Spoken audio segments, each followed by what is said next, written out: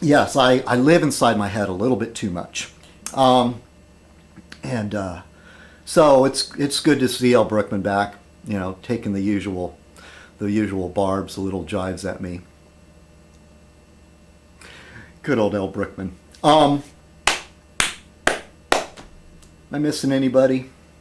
I don't know. I'm sorry for some of you that don't always follow some of these people that are involved that I interact with on YouTube.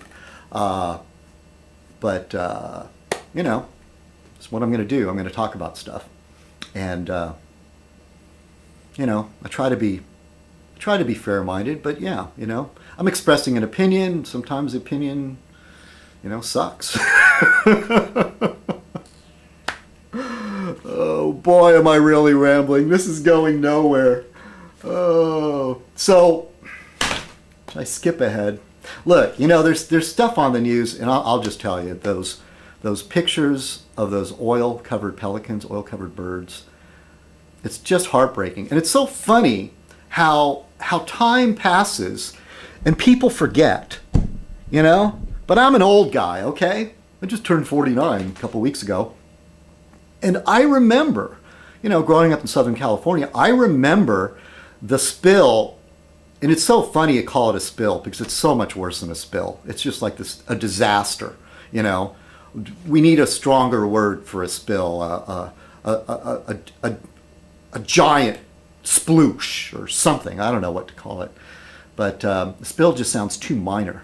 But off the coast of Santa Barbara, where they're doing, some of the early days of offshore drilling in the United States.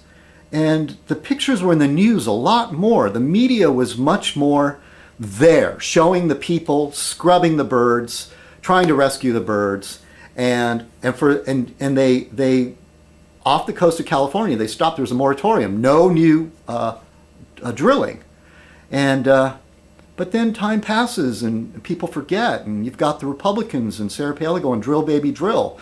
And it's funny that Sarah Palin actually blames the environmentalists for what happened off the Gulf Coast, because her argument is that, oh, well, if they let us drill in Alaska where we want to, we wouldn't have to drill off the coast. The point is, though, the disaster could happen in Alaska. I mean, oil disasters happen on land, too. It has an impact on the environment, albeit it's easier to deal with if something happens. Because face it, they drilled so deep that BP or any major oil company doesn't have the technology to deal with an accident. And it's kind of like, building a car with no brakes or a plane with no landing gear. And when you're in the air, you're like, okay, now let's figure out how to land. They didn't make any preparations, and I don't think any oil company would have done any better. And some people are blaming Barack Obama for not taking action soon enough. But the funny thing, a lot of these people that are blaming Barack Obama, ooh, that was a Freudian slip, that are the same people that say we need less government regulation. Are the same people that say we need government off our backs. There's no pleasing these people. No matter what Barack Obama does, they're going to be unhappy. And they try to spin it any way they can, even if they have to flip over and stick their own heads up their asses to figure out a way to spin it.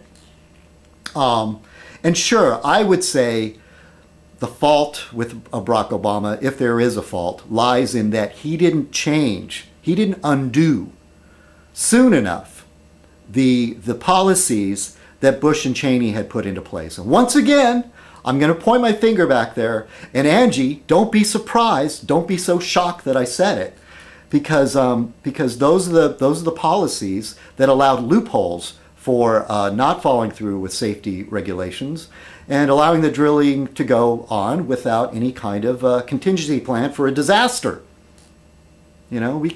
I really say it was Cheney and Bush in those secret meetings with the energy companies. Cheney is an oil man, Bush is an oil man. I mean, it just stands to reason that they're going to make it easier for the oil companies.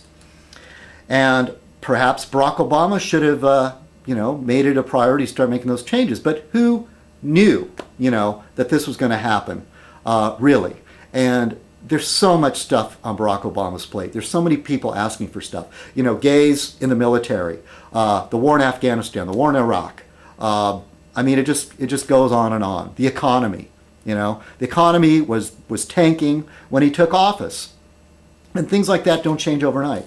Now look, I'm not going to be an apologist for Barack Obama. Face it, we're all upset with any politician. Politicians, but once again, I have to say it's the lesser of two evils.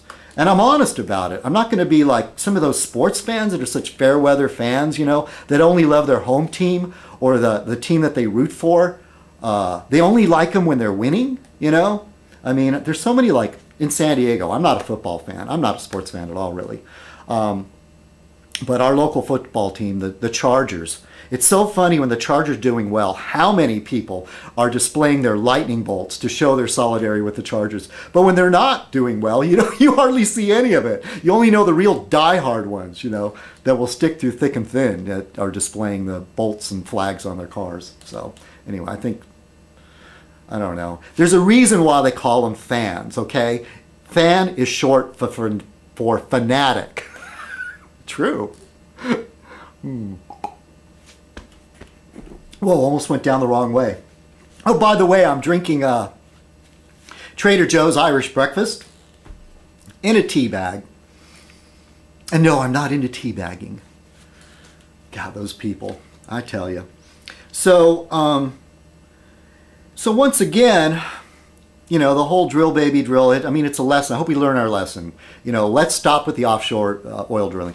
Another strange thing that's probably going to happen, and I am a person that believes that mankind is affecting the environment, that we are contributing to global warming. I mean, it's not like I believe in it like it's a religion or anything, but the majority of the scientists, competent scientists, are mostly in agreement on that.